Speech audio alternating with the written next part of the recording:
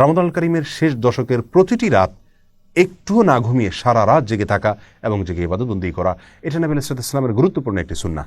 প্রিয় দর্শক, আমরা যারা কর্মজীবী এবং নানা কারণে আমাদের সারা রাত জেগে ইবাদতবন্দি করার সুযোগ হয়ে ওঠে না, আল্লাহ রাসূল সাল্লাল্লাহু আলাইহি ওয়াসাল্লামের বিভিন্ন হাদিসে কিছু কিছু ছোট ছোট আমল রয়েছে যে আমলগুলো করার মাধ্যমে সারা রাত জেগে ইবাদতবন্দি করার সওয়াব আমরা পেতে পারি।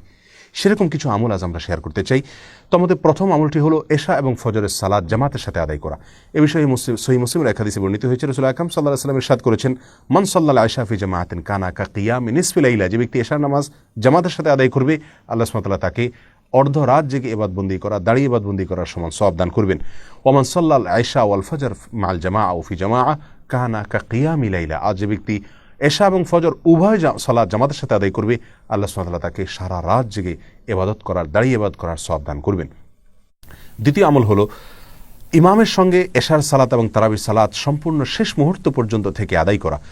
এ বিষয়ে তিরমিজি এবং আবু দাউদে বর্ণিত হাদিসে রাসূল আকরাম সাল্লাল্লাহু আলাইহি ওয়াসাল্লাম ইরশাদ করেছেন, ইন্নার রাজুলা ইযা সাল্লা মা'আল ইমামি হাত্তা ইয়ানসারিফা হুসিবা লাহু কিয়ামুল লাইলা। যে ব্যক্তি ইমামের সঙ্গে রাতে সালাত আদায় করে, এশা পড়ে, তারাবি পড়ে এবং ইমাম চলে যাওয়া পর্যন্ত তিনি অপেক্ষা করেন, অর্থাৎ শেষ পর্যন্ত থাকেন সালাত ইমামের সঙ্গে, এই ব্যক্তিকে আল্লাহ সুবহানাহু ওয়া তাআলা রাতে দাঁড়িয়ে, সারা রাত জেগে দাঁড়িয়ে ইবাদত করার সমান সওয়াব দান করেন।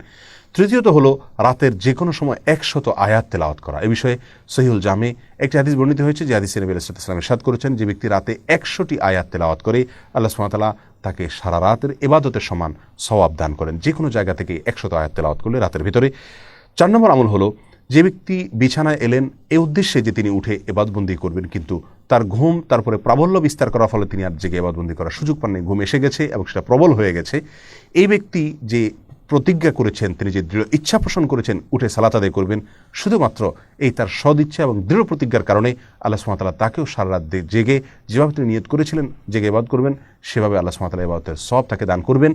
আর তার যে ঘুম এসেছে, এটি আল্লাহ সুবহানাহু ওয়া তাআলার পক্ষ থেকে তার জন্য সাদাকা বা উপহার ছিল। প্রিয় দর্শক, এছাড়াও রাসূল আকরাম সাল্লাল্লাহু আলাইহি ওয়াসাল্লাম বিভিন্ন হাদিস থেকে রাতে সিয়াম এবং দিনে কিয়াম, অর্থাৎ রাতে রোজা এবং দিনে দাঁড়িয়ে ইবাদতবন্দি করার সওয়াব এনে দেয় কিছু কিছু আমল। তার মধ্যে থেকে একটি হলো উত্তম আচরণ, উত্তম ব্যবহার, সুন্দর আখলাক। আরেকটি হলো ইয়াতিম এবং বিধবা, এই সমস্ত লোকদের জন্য যারা কষ্ট করে, পরিশ্রম করে, তাদের কল্যাণে যারা কাজ করে। তৃতীয়ত হলো জুমার দিনের যত আদব আছে, যত সুন্নাহ আছে, সেগুলোকে যারা ফলো করেন এবং মেনে চলেন। আর চতুর্থত হলো আল্লাহর রাস্তায় রাত জেগে যারা পাহারাদারির কাজ করেন একদিন এবং এক রাত, তাদেরকে আল্লাহ সুবহানাহু ওয়া তাআলা রাত জেগে ইবাদতের সওয়াব দান করে থাকেন। প্রিয় দর্শক, অতএব আমরা এই সমস্ত আমলগুলোর মাধ্যমেও রমাদানুল কারীমের শেষ দশকে রাত জেগে ইবাদতের সওয়াব আমরা নিজের করে নেওয়ার চেষ্টা করতে পারি। তবে বলাই বাহুল্য, সারা রাত জেগে ইবাদত বন্দেগী করা আর এই সমস্ত আমলের মাধ্যমে শর্টকাট ওয়েতে ইবাদত বন্দেগীর সওয়াব অর্জন করা, দুইটা আসমান এবং জমিন যেরকম তফাৎ, তার চেয়ে বেশি তফাৎ এই দুইটার মধ্যে রয়েছে। অতএব আমরা চেষ্টা করব রমাদানের শেষ দশকের প্রতিটি রাত জেগে ইবাদতবন্দি করার। যদি সেই সুযোগ না হয়, তাহলে অন্তত চেষ্টা থাকবে এই সমস্ত আমলগুলোর মাধ্যমেও আমি সারা রাত জেগে ইবাদতের সওয়াব যেন নিজের করে নিতে পারি। লাইলাতুল কদর যেন আমার মিস না হয়, লাইলাতুল কদরের ইবাদতের সওয়াব যেন আমি পেতে পারি। আল্লাহ সুবহানাহু ওয়া তাআলা দেখবেন আমার প্রচেষ্টা, আমার ইচ্ছা, আমার সাধনা, আমার আন্তরিকতা। আল্লাহ সুবহানাহু ওয়া তাআলা আমাদের সকলকে রমাদানের শেষ দশকের প্রতিটি রাত সারা রাত জেগে ইবাদত করার তৌফিক দান করুন।